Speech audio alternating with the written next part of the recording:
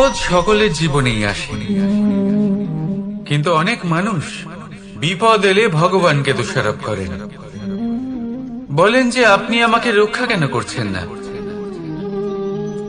আপনার প্রতি আমার মনে অপার ভক্তি, সর্বদা আপনার জপ করি, তাও আপনি না আমাকে এই বিপদ মুক্ত হওয়ার কোনো পথ দেখাচ্ছেন, না এই বিপদ থেকে আমাকে বের করছেন।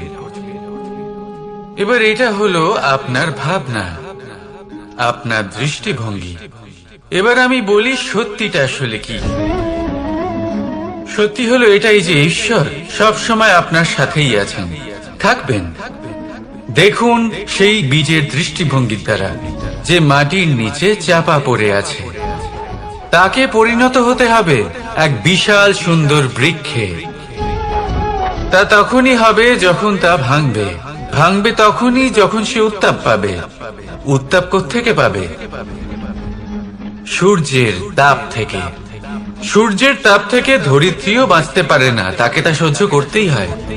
আর যখন এই ধরিত্রী আর এই বীজ এই দুই তপ্ত হয়ে যায়, তখনই এই প্রকৃতি বর্ষা আনে। আর সেই বর্ষার জলেই এই বীজ এক সুন্দর বৃক্ষে পরিণত হয়।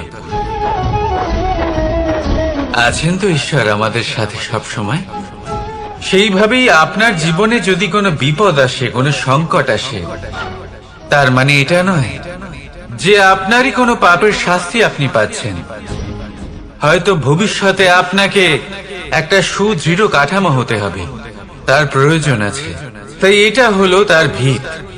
যতটা শিখবেন, যতটা শক্তিশালী হবেন, ততটাই দৃঢ় কাঠামো হবেন। নিশ্চয়ই দেখেছেন, অলংকার বানাবার পূর্বে সোনাকেও অনেক রকম পরীক্ষা দিতে হয়, আগুনে তপ্ত হতে হয়। সেইভাবেই যদি আপনি কখনো শূরবীর হতে চান, তাহলে লাক্ষাগৃহের তাপ সহ্য করতেই হবে।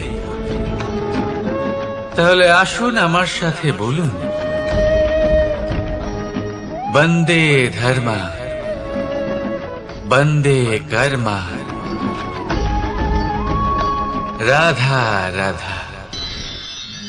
অনেক সময় মানুষ অতীতকে দেখেন আর তখন অহংবোধে পরিপূর্ণ হয়ে ওঠেন। কখনো বর্তমানের দিকে তাকান, ভবিষ্যতের দিকে তাকান আর পরিতৃপ্তিতে ভরে ওঠেন।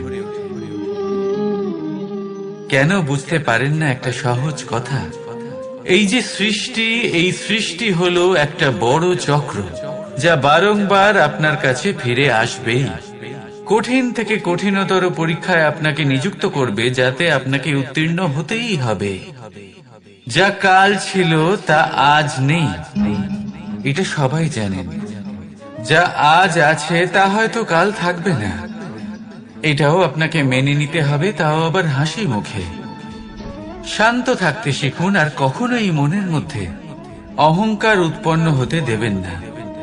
হতে শিখুন সেই হিমবাহের মতো।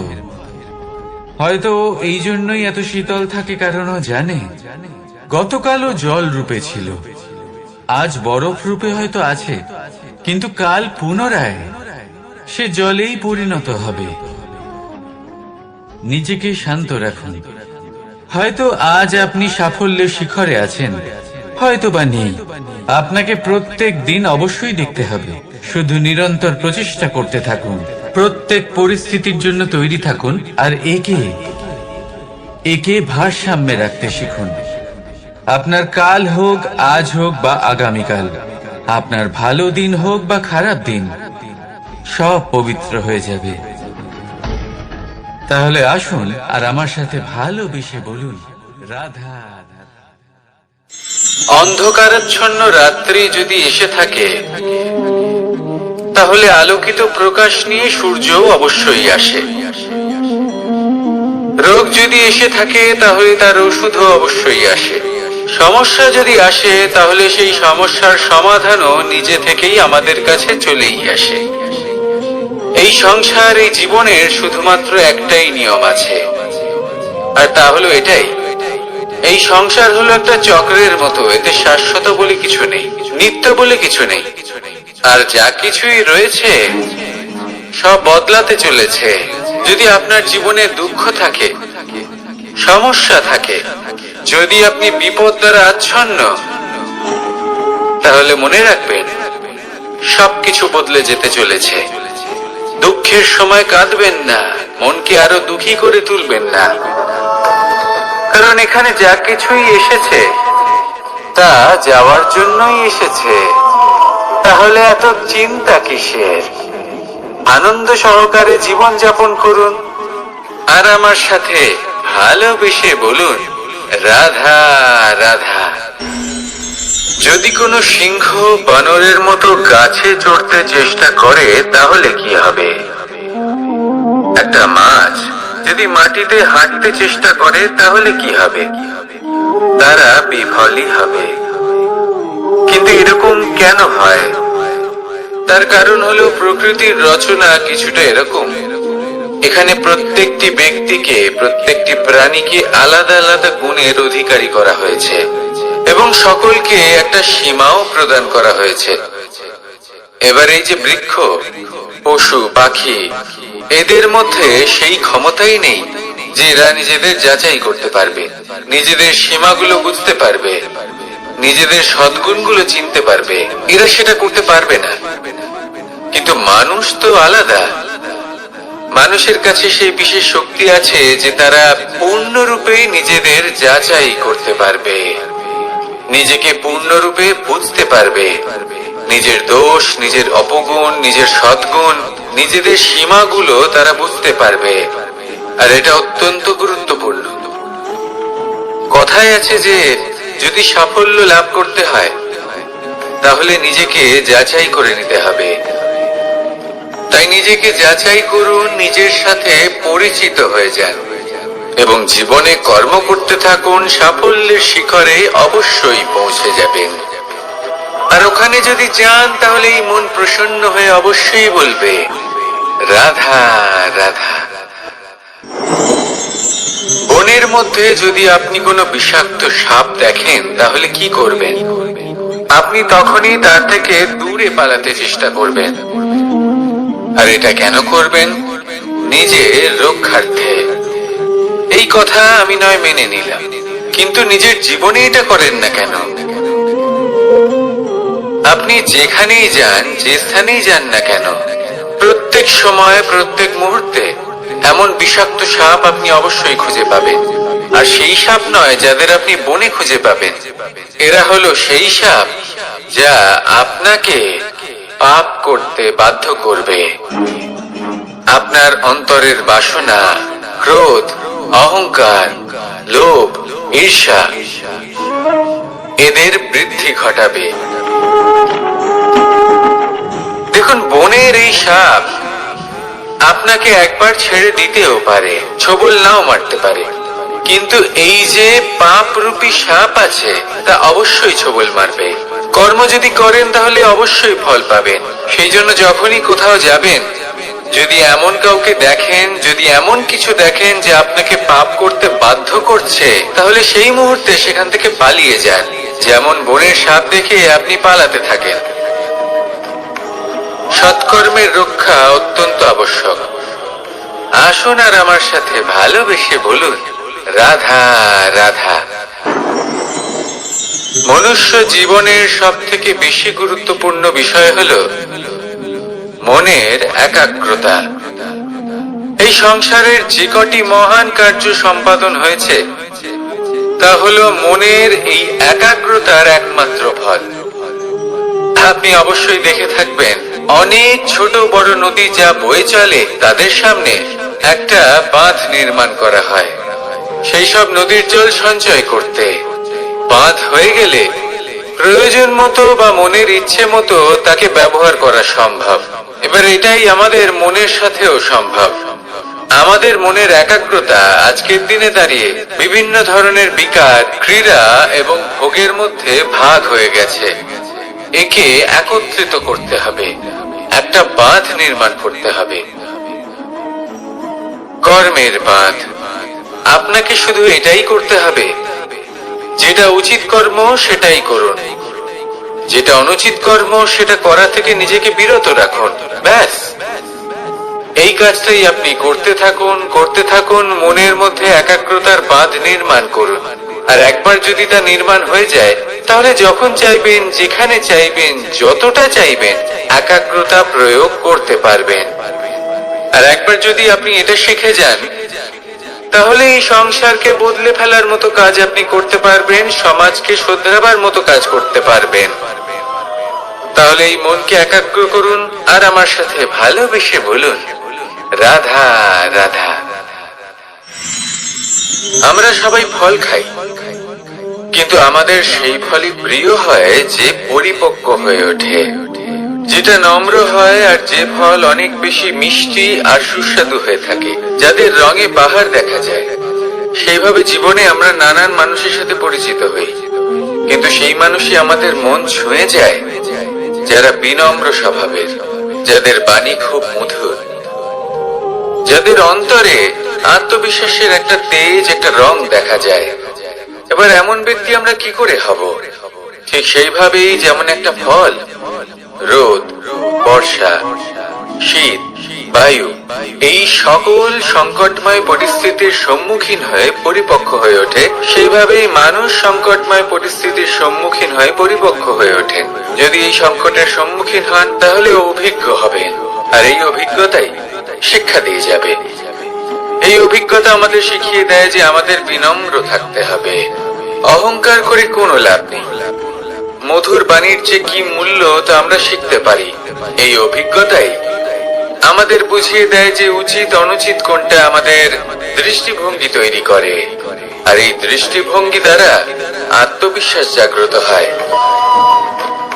সেই জন্য জীবনে কখনো বিপদ থেকে দূরে পালাবেন না, সেগুলোর সম্মুখীন হন, অভিজ্ঞতা লাভ করুন, তার থেকে শিক্ষা লাভ করুন, এইভাবেই পরিপক্ক হবেন। আসুন আমার সাথে ভালোবেসে বলুন, রাধা রাধা।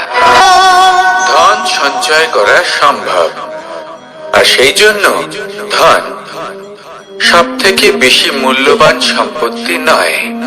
এবার আপনি বলবেন, এ আমি কি বলছি? এই ধন খুব মূল্যবান, আমরা সকলে অর্জন করতে ব্যস্ত।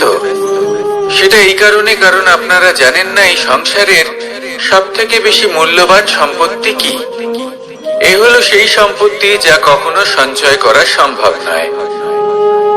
আপনার কাছে যতই ধন থাকুক, তা দিয়ে আপনি স্বাস্থ্য লাভ করতে পারেন, বাড়ি কিনতে পারেন, আদি ইত্যাদি, কিন্তু আপনি যতই ধনী হন না কেন, ফেলে আসা দিনের একটা মুহূর্ত আপনি লাভ করতে পারবেন না। এই একটা মুহূর্ত, এই সময়, এটাই হলো সংসারের সব থেকে মূল্যবান সম্পত্তি। একবার চলে গেলে তা কখনোই ফিরে আসে না। আর এই মুহূর্ত যতই চলে যাক না কেন, আমরা স্মৃতির মাধ্যমে সেগুলি যাপন করতে পারি, তার আনন্দ উপভোগ করতে পারি। আর যার সাথে আমরা সময় অতিবাহিত করেছি, তার স্মৃতিতে আমরা চিরকাল জীবিত থাকতে পারি। সেই জন্য সময় সব থেকে মূল্যবান সম্পত্তি, তাকে এইভাবে নষ্ট করবেন না। প্রত্যেকটা মুহূর্ত উপভোগ করুন, আনন্দ করুন, আর ভালোবেসে বলুন, রাধা রাধা। কনক, কি সুন্দর একটা শব্দ। এর অনেকগুলো রূপ রয়েছে, অনেকগুলো অর্থ রয়েছে। প্রথম অর্থ হলো স্বর্ণ, অর্থাৎ সম্পত্তি। দ্বিতীয় অর্থ ধুতুরা, অর্থাৎ গাছের ছোট একটা বীজ, যা কিনা অত্যন্ত শক্তিশালী হয়। যদি বেশি মাত্রায় এর প্রয়োগ করা হয়, তাহলে এটা বিষময় হয়ে উঠতে পারে। এই হলো সেই ধুতুরা যার প্রয়োগ মহাদেবের পুজোতে করা হয়। এবার প্রশ্ন হলো এটাই যে এই স্বর্ণ এবং এই ধুতুরার মধ্যে মিল কি রয়েছে? মিল হলো এটাই যে এই দুটোই মানুষকে মত্ত করে তোলে। ধুতুরা মানুষকে তখন মত্ত করে যখন তাকে সেবন করা হয়, কিন্তু স্বর্ণ, ধন, সম্পত্তি, মানুষ এটা যতটাই অর্জন করে নেয় সেটাই যথেষ্ট। এই স্বর্ণ মানুষের ভাবনা চিন্তা করার ক্ষমতাকে বশ করে ফেলে। মানুষ সম্পত্তির লোভে মত্ত হয়ে ওঠে, কারণ যে যত চমৎকারী, যতটা অমূল্য হয়, তাকে সামলানো কিন্তু ততটাই কঠিন, তাই না? তাই মনে রাখবেন, ধন, স্বর্ণ, সম্পত্তি এগুলো ধুতুরার থেকেও অনেক বেশি বিষাক্ত হতে পারে।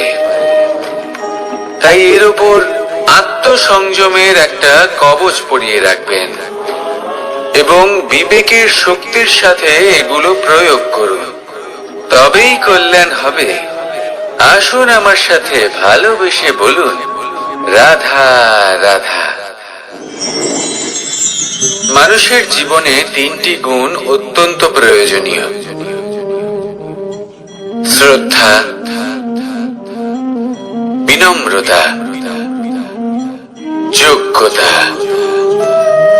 যদি জ্ঞান লাভ করতে চান তাহলে শ্রদ্ধার প্রয়োজন, যদি মান লাভ করতে চান তাহলে স্বভাবে বিনম্র হওয়া প্রয়োজন, আর যদি মনোবাঞ্ছিত স্থান লাভ করতে চান তাহলে যোগ্যতার প্রয়োজন।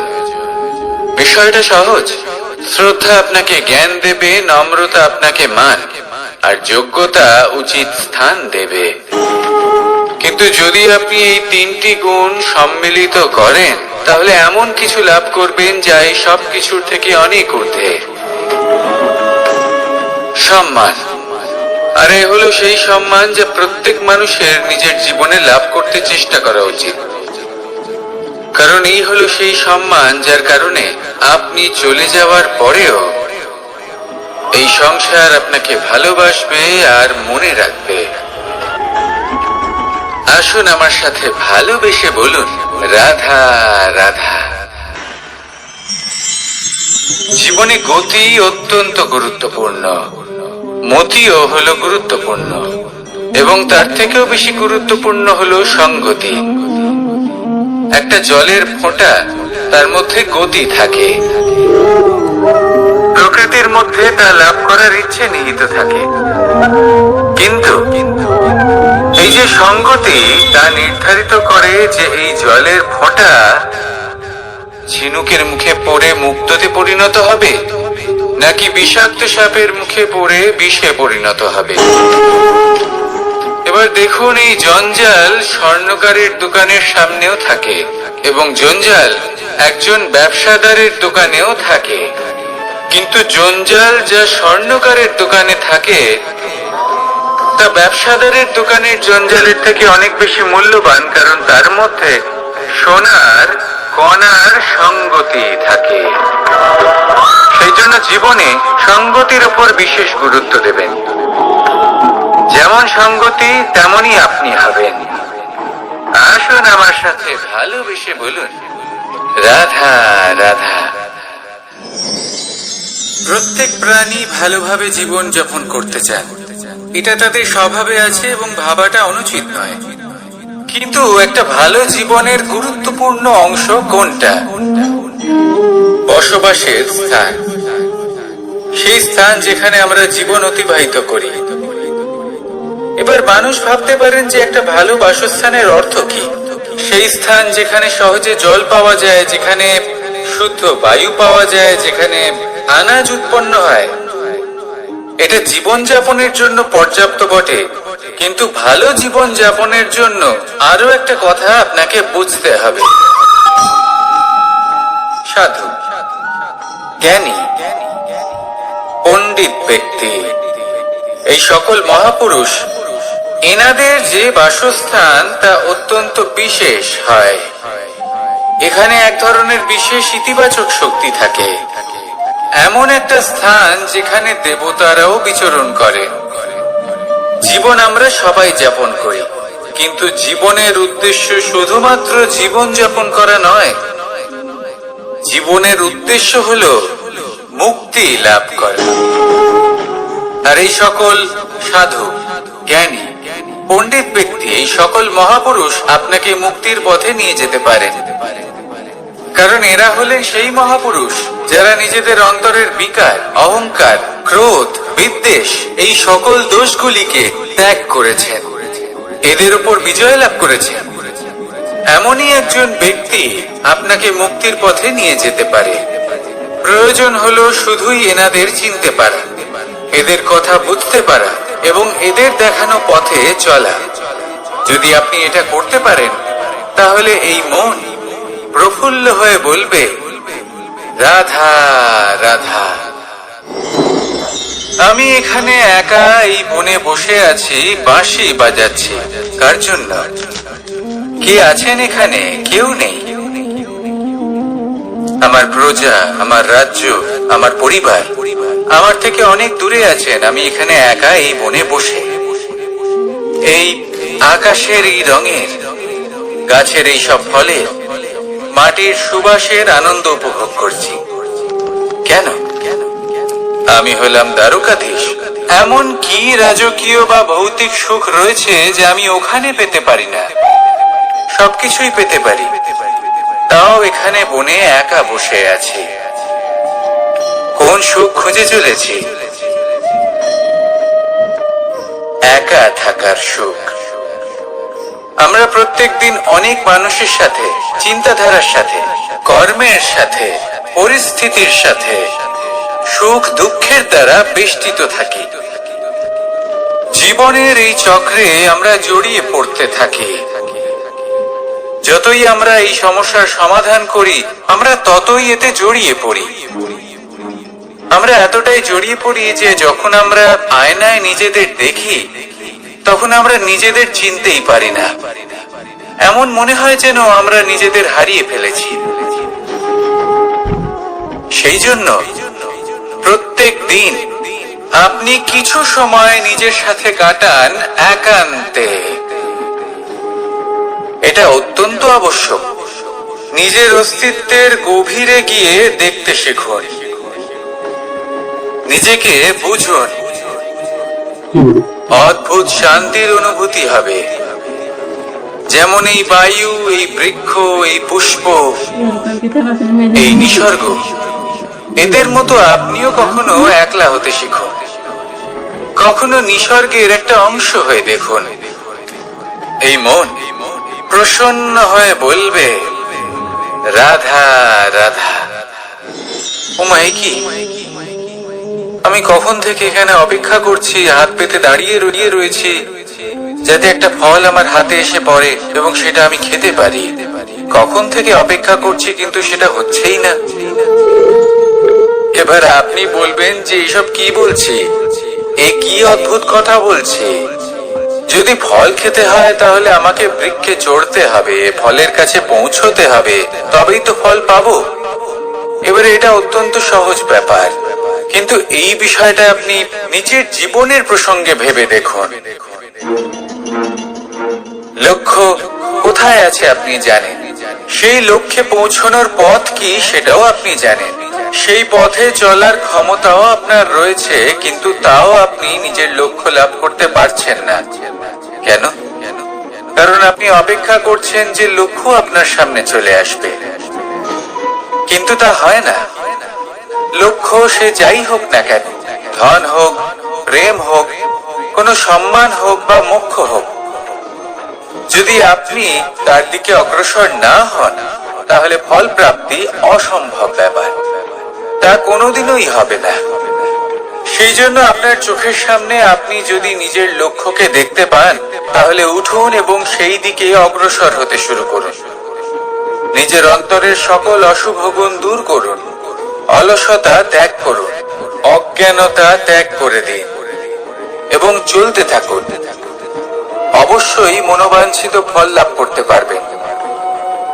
মনে রাখবেন, চলতে থাকলে তবেই লক্ষ্য প্রাপ্তি হবে।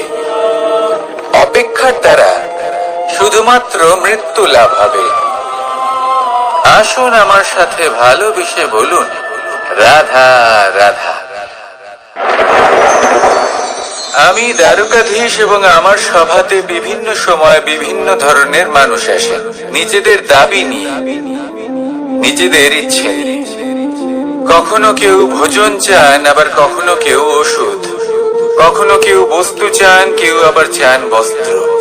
কারোর জ্ঞান চাই, কারোর ধন চাই, আবার কারোর বাসস্থান। অনেক সময় আমি এই অনুরোধ, এই ইচ্ছে পূর্ণ করি না। এবার আপনি এটা ভাবতেই পারেন যে কৃষ্ণ তো তাহলে লোভী, ওর কাছে তো সবকিছুই রয়েছে, তারপরেও সে নিজের প্রজার ইচ্ছে পূর্ণ করে না, তাদের সমস্যাগুলি বুঝতে পারে না, তাদের সুখ স্বাচ্ছন্দ্য প্রদান করে না। আসল সত্য হলো এটাই যে কোনো সবল ব্যক্তি, যে কোনো গৃহস্থ ব্যক্তি যে কাজ করতে সক্ষম, তার পরিশ্রম দ্বারাই নিজের প্রয়োজনগুলি এবং ইচ্ছেগুলি পূরণ করা উচিত। এটা অত্যন্ত প্রয়োজনীয়। আর এগুলো তিনি করতে পারেন শিল্প, ব্যবসা, আচরণ অথবা জ্ঞানের ভিত্তিতে। এই পথে চলতে হবে, পরিশ্রম করতে হবে, তবেই সে কিছু অর্জন করতে পারবে। এবার এমন কোন ব্যক্তি যার এই সব কিছুতে কোনো রুচি নেই, যে কিছুই করতে চায় না, সে কিছুই অর্জন করতে পারবে না। এবার এরকম কোন ব্যক্তিকে যদি আমি কোনো বস্তু প্রদান করি, তাহলে কি হবে? সে পরাধীন হয়ে যাবে, আর সেটা উচিত হবে না। তাহলে কি করা উচিত? তাকে পথ দেখানো, তাকে বোঝাতে হবে যে কোন পথে চলে তুমি নিজের লক্ষ্য প্রাপ্ত করতে পারবে। শিল্প, জ্ঞান, আচরণ এবং ব্যবসা, এই পথে কিভাবে চলে সেটা শেখাতে হবে। আর আমি সেটাই করি। তার ফলে কি হয়? ব্যক্তি স্বাধীন হয়ে যায়। সংসারে সে যা চাইবে তাই প্রাপ্ত করতে পারবে, কখনো কারোর থেকে কিছু চাইবার প্রয়োজন পড়বেই না। এই কথাটা সবসময় মনে রাখবেন। যখনই দান করবেন, তা ভাবনা চিন্তা করে এমন ভাবে দান করবেন যাতে সামনের ব্যক্তি স্বাধীন হতে পারে, পরাধীন নয়। আসুন আমার সাথে ভালোবেসে বলুন, রাধা রাধা। করতে শিখুন। পাণ্ডব, পাণ্ডবরা বন থেকে এসেছিলেন। ওনাদের কাছে না কোনো ধন ছিল, না কোনো সম্পদ, না বিদ্যা। নিজের পরিশ্রমের দ্বারা ওনারা বিদ্যা অর্জন করেছিলেন, আর তার দ্বারাই সম্পদ অর্জন করলেন, আর ধনও অর্জন করলেন। এই পাণ্ডব ছিলেন অত্যন্ত কুশল এবং শক্তিশালী। যুধিষ্ঠির নিজের পরিশ্রম দ্বারা এমন জ্ঞান অর্জন করেছিলেন যে এই সংসার ওনাকে ধর্মরাজ যুধিষ্ঠির অভিহিত করেছিল। দেখতে গেলে পাণ্ডবদের কাছে সবকিছুই ছিল, কিন্তু যখন বিষয় এলো আরো ধন লাভ করার, তখন যুধিষ্ঠির, যিনি পাণ্ডবদের মধ্যে জ্যেষ্ঠ, তিনি সকল পাণ্ডবদের সাথে দ্রুত ক্রীড়ায় অংশগ্রহণ করে ফেললেন। এর ফলে না শুধু ধনলক্ষ্মী, ধর্মলক্ষ্মী, বিবেক লক্ষ্মী কেউ হারালেন, আর শুধু তাই নয়, নিজের গৃহলক্ষ্মী দ্রৌপদীকেও হারিয়ে ফেললেন। এর কারণ কি? ভুলে গেলেন খুব সহজ একটা কথা। এই সংসারে সম্মান এবং সাফল্য দুটোই পরিশ্রমের দ্বারা লাভ করতে হয়, কিন্তু দ্রুত ক্রীড়ার এই খেলা আমাদের ভাগ্যের উপর নির্ভরশীল। এই সংসারে দুটি পথ রয়েছে। একটা পথ যেখানে কর্ম এবং পরিশ্রমের দ্বারা আপনি নিজের পথ নিজেই রচনা করতে পারবেন, আর দ্বিতীয় পথ হলো যেখানে এই ভাগ্য এক মুহূর্তে আপনাকে শিখরেও পৌঁছে দিতে পারে, আবার ধূলিসাৎ করে দিতে পারে। আপনি কোন পথ বাছবেন, সেই চয়ন আপনারই। আসুন আর আমার সাথে ভালোবেসে বলুন, রাধা রাধা। কোন এক সময়ের ঘটনা এটা। মা এবং বাবা হাটে গিয়েছিলেন। তখন আমি আর দাদা গিয়েছিলাম গরু চড়াতে। আমরা বাড়ি ফিরে এলাম, আর মা সেই সময় একটা কাজ করতেন। যখনই হাটে যেতেন, দরজা তালা বন্ধ করে যেতেন। উনি খুব ভালো করে জানতেন যে যদি ওনার এই মাখন চোর সঠিক সময়ে পৌঁছে যায়, তাহলে এক ফোঁটাও মাখন আর অবশিষ্ট থাকবে না। এবার ঘটনা কিছুটা এরকম হলো যে মা আর বাবা মাঝে মাঝে হাটে যেতেন, তাই মাঝে মাঝেই দরজা তালা বন্ধ করতে হতো। যখন মা আর বাবা ফিরে এলেন তখন বাবা ভুলে গিয়েছিলেন যে এই চাবির গোছা থেকে ঠিক কোন চাবিটা দরজার তালা খোলার জন্য উপযোগী। উনি চেষ্টা করতে শুরু করে দিলেন। একটার পর একটা চাবি দিয়ে উনি চেষ্টা করতে থাকলেন, কিন্তু সেই দরজার তালা তো খুলতেই চাইছিল না। ওনার মাথা থেকে ঘাম পড়তে শুরু করলো। তখন মা বললেন যে তালা ভেঙে দেওয়া যাক। মা চলে গেলেন আর বাবা বললেন, না না দাঁড়াও, আর কিছু চাবি বাকি আছে, এটা হয়তো খুলতে পারবো। মা হাতুড়ি নিয়ে চলে এলেন সেই তালা ভাঙার জন্য, আর তখনই বাবা শেষ চাবিটা প্রয়োগ করলেন আর দরজার তালা খুলে গেল। যদি উনি চেষ্টা না করতেন তাহলে এই তালাটাও ভেঙে যেত আর চাবিটাও নষ্ট হয়ে যেত, ঠিক কিনা? এবার এই ঘটনাটা আমি দেখেছিলাম আর আমার মনে হলো যে কখনো কখনো এই চাবির গোছার মধ্যে থেকে শেষ চাবিটাও কিন্তু জীবনের দরজা খুলে দিতে পারে। সেজন্য আপনি যদি জীবনে সাফল্য লাভ করতে চেষ্টা করেন, নিজের লক্ষ্যে পৌঁছতে চান, তাহলে হার মানবেন না। হয়তো দেখবেন আপনার পরবর্তী প্রচেষ্টা বা এই অন্তিম প্রচেষ্টা আপনাকে সাফল্যের পথে নিয়ে গেল। তাই নিরন্তর প্রচেষ্টা করতে থাকুন, জীবনে সাফল্য লাভ করুন।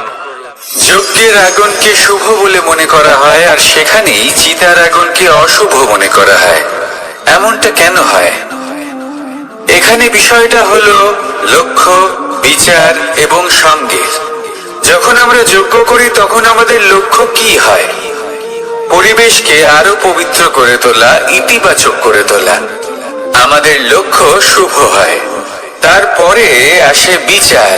এই পরিস্থিতিতে সেই বিচার হলো অগ্নি। স্ফুলিঙ্গ থেকে তীব্র আকার ধারণ করে সমস্ত কাঠকে পুড়িয়ে দেয় এবং সুগন্ধ ছড়িয়ে দেয়। অর্থাৎ যদি আপনার লক্ষ্য শুভ হয় তাহলে তা নিজেই শুভ বিচারধারাকে আমন্ত্রণ জানায়। এই শুভ বিচার তখনই আসবে যখন আপনার সংকল্প শুভ হবে। অন্যদিকে হলো চিতার আগুন। এর লক্ষ্য কি?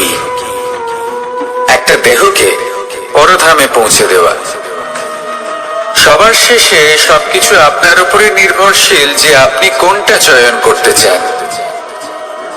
আপনার লক্ষ্য যদি শুভ হয় তাহলে আপনার বিচার এবং সঙ্গতি আর তার পরিণাম সবই শুভ হবে।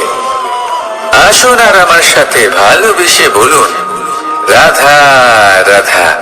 এই সংসারের প্রত্যেক বস্তুর, প্রত্যেক পরিস্থিতির, প্রত্যেক আবেগের দুটি দিক আছে। এর মধ্যে পার্থক্য করা সম্ভব শুধুমাত্র দৃষ্টিভঙ্গির দ্বারা। যদি কোনো ব্যক্তি পর্বত শিখরে দাঁড়িয়ে থাকেন তাহলে উনি এটাই দেখতে পাবেন যে এই জলের ধারা সমুদ্রের দিকে বয়ে চলেছে। আরেক ব্যক্তি যিনি সমুদ্রের কাছে দাঁড়িয়ে আছেন তার এটাই মনে হবে যে এই জলের ধারা সমুদ্রের দিকে আসছে। এখানে বিষয়টা হলো দৃষ্টিভঙ্গির, আর এটাই সময়ের সাথেও হয়ে থাকে। অনেক সময় মানুষ চিন্তিত হয়ে পড়েন, ত্রস্ত হয়ে পড়েন যে তার কাছে হয়তো খুব কম সময় আছে, তাতে তিনি অনেক কিছুই করতে পারবেন না, আর একটু সময় থাকলে খুব ভালো হতো। তিনি এভাবেও ভাবতে পারেন যে অল্প হলেও সময় বাকি তো রয়েছে, অর্থাৎ যা অবশিষ্ট আছে তাকে সংরক্ষণও করা সম্ভব, তাতে জীবন যাপনও করা সম্ভব। আর এটা নির্ভর করছে আপনার উপর। তাই দৃষ্টিভঙ্গি ইতিবাচক রাখুন। জীবনে দুই ধরনের আবেগ রয়েছে যার কোনো মূল্য নেই। আমার কথার অর্থ এটা নয় যে এদের কোনো গুরুত্ব নেই, গুরুত্ব যথেষ্টই রয়েছে, শুধু এদের জন্য আপনাকে কোনো মূল্য দিতে হয় না। প্রথম আবেগ হলো আনন্দ, প্রসন্নতা। এটা আপনি যে কোনো জায়গায় খুঁজে পেতে পারেন যদি আপনি খুঁজে পেতে চান। আপনি কোনো পুষ্পের সৌন্দর্য দেখে প্রসন্ন হতে পারেন। বায়ুর কারণে যখন একটি বৃক্ষ শিহরিত হয় সেটা দেখে আপনি প্রসন্ন হতে পারেন। একটা ছোট্ট শিশুর কলরব শুনেও আপনি প্রসন্ন হতে পারেন। একটা ক্রন্দনরত বালককে হাসিয়ে আপনি প্রসন্ন হতে পারেন। সবকিছু আপনার উপর নির্ভরশীল। সেখানে আরেকটি আবেগ হলো দুশ্চিন্তা। মানুষ বড়ই দুশ্চিন্তা করতে থাকে। আজ আমি এই কাজ করেছি, সেই বিষয়ে চিন্তা। আজ আমি এই কাজ করতে পারিনি, সেই বিষয়ে চিন্তা। কাল আমাকে এই কাজ করতে হবে, সেই নিয়ে চিন্তা। আমি কি সেই কাজটা করতে পারবো, সেই বিষয়ে দুশ্চিন্তা। চিন্তা সর্বত্র রয়েছে, যার জন্য মূল্য দিতে হয় না। যত চান আপনি একত্রিত করতে পারেন। একটা গুরুত্বপূর্ণ কথা মনে রাখবেন, প্রসন্নতা জীবনের একটা নতুন সূত্রপাত। সেখানে দুশ্চিন্তা হলো জীবনের চিতার সময়।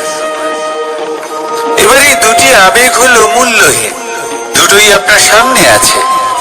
কোনটা চয়ন করবেন আপনি, দুশ্চিন্তা নাকি প্রসন্নতা? সিদ্ধান্ত আপনারই। আসুন আর আমার সাথে ভালোবেসে বলুন, রাধা রাধা। ধন, সম্পত্তি, এগুলো আসলে কি? এগুলো শুধু সেই মূল্য যার দ্বারা আমরা কোনো কিছু অর্জন করতে পারি। এবার এই ধনের দ্বারা এই সংসারে অনেক কিছু লাভ করা সম্ভব, কিন্তু সেই সবকিছুই শুধুমাত্র ভৌতিক বস্তুই হবে। ভৌতিক সামগ্রী, ভৌতিক সুবিধা। অর্থাৎ আপনার কাছে যতই ধন থাকুক, তা আপনাকে শান্তির ঘুম এনে দিতে পারবে না। আপনাকে জীবনের বাস্তব সুখের অনুভূতি লাভ করাতে পারবে না, কারণ এগুলো ভৌতিক ধন। এই ভৌতিক বস্তুই অর্জন করাতে সক্ষম। বাস্তবিক ধন কি?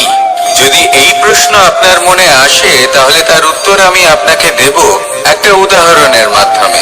কখনো আপনি শুনে থাকবেন যে একজন পিতা আজীবন অনিষ্ট করেন, অনর্থ করেন, খারাপ কাজ করেন শুধু ধন অর্জনের জন্য। তিনি ভাবেন যে আমি ধন অর্জন করব আর নিজের সন্তানকে একটা উজ্জ্বল ভবিষ্যৎ প্রদান করব, একটা সুখ স্বাচ্ছন্দ্যময় জীবন দান করব। এবার সন্তান যখন জন্ম লাভ করে, তখন সে ভাগ্যের জোরে সেই ধন ভোগ করে। যেরকম সে পায়, সেরকমই তার ব্যবহার সে করে।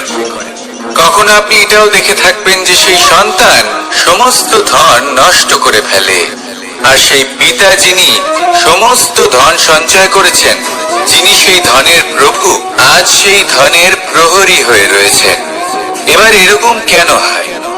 এরকম তখনই হয় যখন সেই পিতা বুঝতেই পারেন না যে তার জীবনের আসল ধন কি। সেই আসল ধন তার সন্তানকে সে দিতেই পারে না। যদি পিতা তার সন্তানকে কর্মের জ্ঞান দিতে পারেন, উচিত কোনটা অনুচিত কোনটা সেই শিক্ষা দিতে পারেন, সংস্কারের প্রকৃত শিক্ষা দিতে পারেন, তবে সেটা ধনের থেকে অনেক বেশি গুরুত্বপূর্ণ। এটাই হলো জীবনের বাস্তব ধন। আপনি সেই কথা তো অবশ্যই শুনে থাকবেন, কুসন্তান হলে ধন সঞ্চয় করে কি হবে, সুসন্তান হলে ধন সঞ্চয় করে কি হবে। সন্তান যদি কুপুত্র হয় তাহলে সব নষ্ট করে ফেলবে, আর সন্তান যদি সুপুত্র হয় তাহলে ধন থাকুক না থাকুক, সে নিজেই কর্মের পথে অগ্রসর হয়ে ধন অর্জন করবে আর নিজের জন্য এক উজ্জ্বল ভবিষ্যৎ গড়ে তুলবে। তাই সন্তানকে সম্পদ দেওয়ার আগে কর্মের জ্ঞান দান করুন, সুশিক্ষা দিন, কারণ এটাই হলো জীবনের প্রকৃত ধন।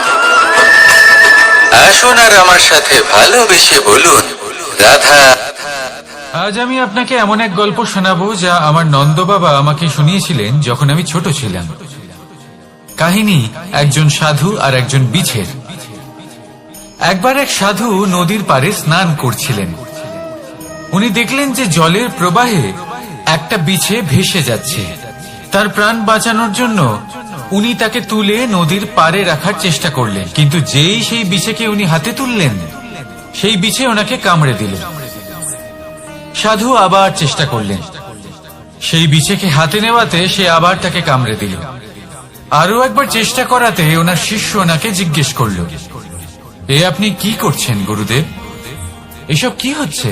আপনি তারই প্রাণ বাঁচানোর চেষ্টা করছেন যে আপনাকে কামড়ে দিচ্ছে। গুরুদেব উত্তর দিলেন যে ও বিছে হয়েই নিজের কর্ম করছে, নিজের প্রবৃত্তি, নিজের ব্যবহার বদলাচ্ছে না। তাহলে আমি সাধু হয়ে তা কেন বদলাবো? এর তাৎপর্য হলো সরল, যে সংসারে কিছু মানুষ আছেন যারা হয়তো খারাপ, দুষ্ট প্রকৃতির, আর হয়তো তারা কখনোই বদলাবেন না, কখনোই কোনো পরিবর্তন আসবে না। কিন্তু তার মানে এই নয় যে আমরা আমাদের কর্ম করা ছেড়ে দিই, আমরা আমাদের প্রচেষ্টা ছেড়ে দেব। আগে না, আমাদের তো করতেই হবে, কারণ ইতিহাস সাক্ষী আছে যে এই চেষ্টা এই সংসারের ধারাকেও বদলে দিতে পারে। তাহলে আপনিও আসুন আর আমার সাথে ভালোবেসে বলুন, রাধা রাধা। মানুষ জীবনে সবসময় শিখরে পৌঁছতে চায়, অনেক উঁচুতে উঠতে চায়, আর তার জন্য তারা কি না করে, পরিকল্পনা করে, ষড়যন্ত্র করে, প্রার্থনা করতে থাকে, আবার কারোর কাছে সাহায্যও চায়। কিন্তু এত কিছু করা সত্ত্বেও অনেক সময় মানুষ শিখরে পৌঁছতে পারে না। যদি পৌঁছেও যায় তাও খুব তাড়াতাড়ি নিচে নেমে আসে। এর কারণ কি? একটা উদাহরণ দিয়ে বোঝানো যাক। এই হলো ময়ূর পেখম, আর এই হলো পাথর। যদি এই পেখমকে হাওয়ায় ছুঁড়ে দিই তবে ও উড়তে থাকে, কিন্তু এই পাথর অতি শীঘ্রই মাটিতে নেমে আসে। এর কারণ কি? ভার। এই পাথর হলো ভারী, আর এই শিক্ষাই আমাদের গ্রহণ করতে হবে। ঠিক এইভাবেই যদি আমাদের মন দ্বন্দ্ব আর অহংকার দ্বারা পরিপূর্ণ হয়ে থাকে, তাহলে তা কখনোই শিখরে পৌঁছবে না। পৌঁছে গেলেও খুব শীঘ্রই মাটিতে নেমে আসবে। তাই এই মনকে হালকা করতে শিখুন, অহংকারকে, এই হিংসাকে ত্যাগ করুন। তারপর উঁচুতে উড়ে তো দেখুন কত উঁচুতে উঠতে পারবেন আপনি। আসুন আমার সাথে ভালোবেসে বলুন, রাধা রাধা। মানুষ এক অত্যন্ত বিচিত্র প্রাণী। পরিকল্পনা করে, ষড়যন্ত্র করে, প্রচেষ্টা করে, কাউকে পরাজিত করার চেষ্টাও করে।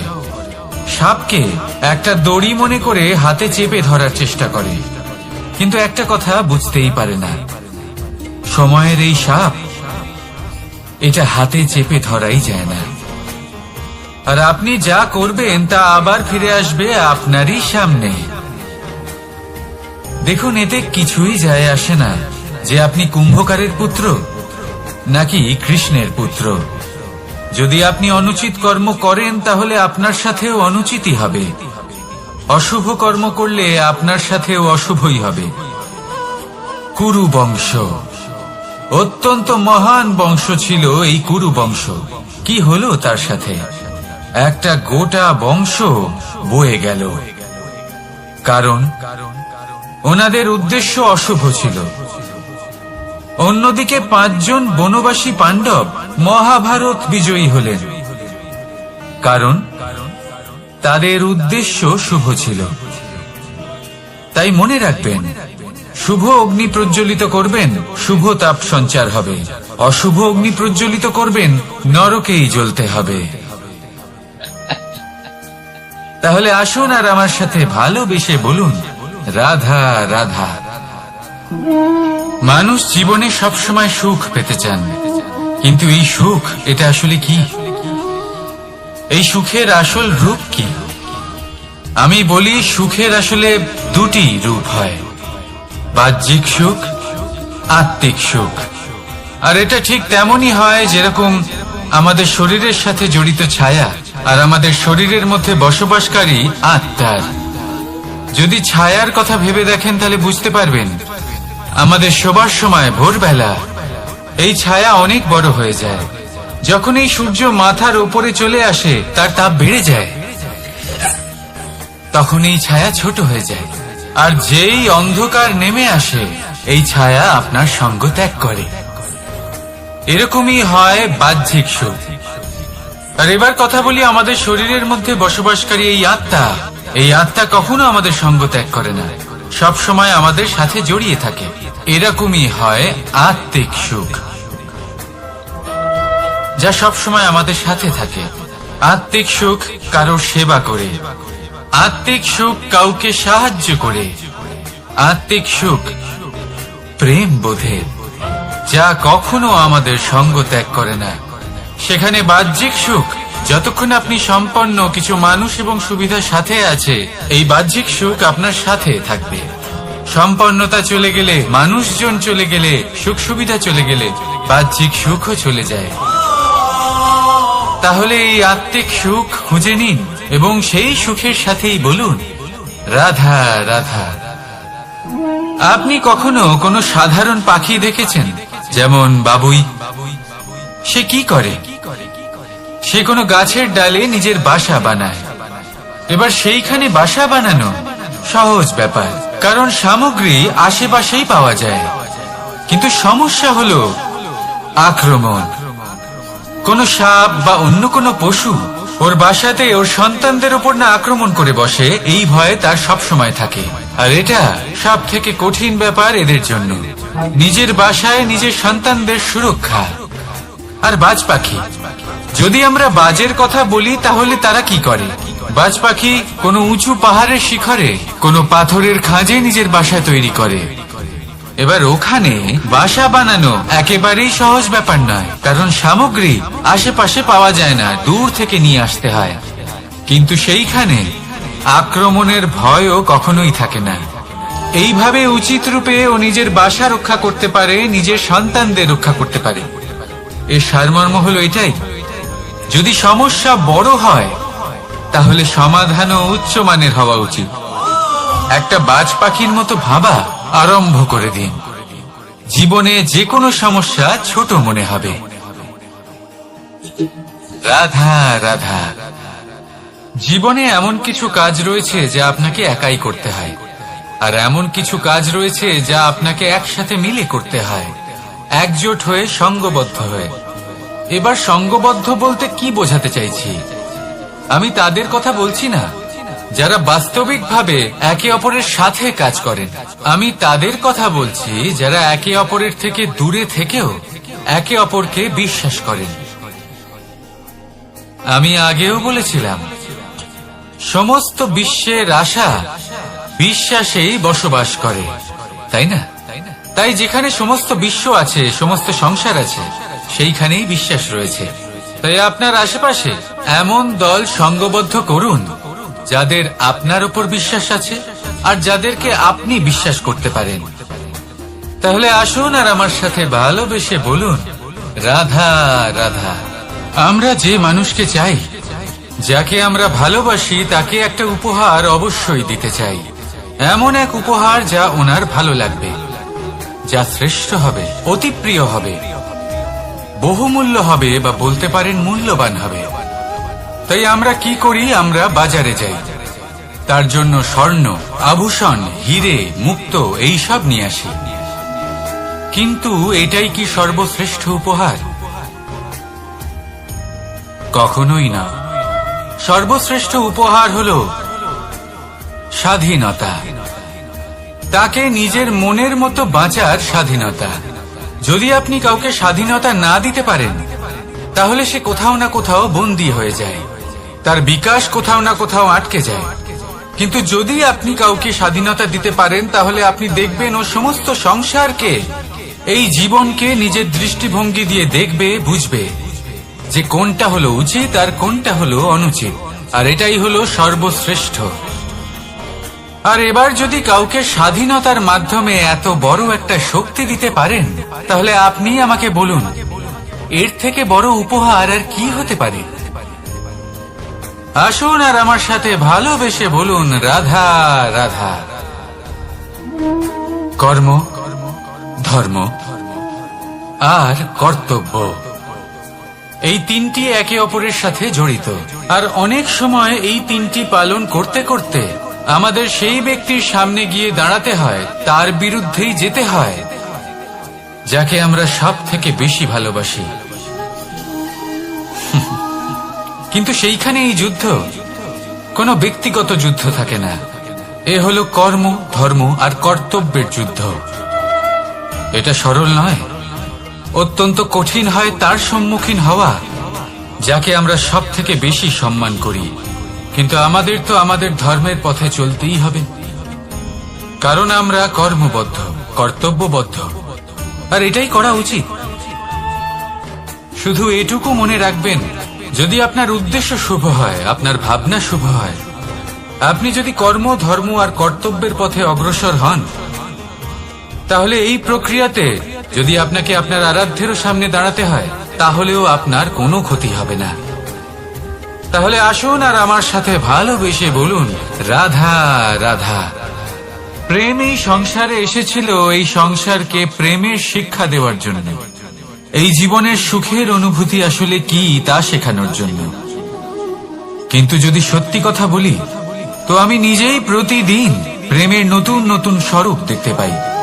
প্রেমের একটা নতুন অনুভূতি প্রত্যেক নতুন দিনে।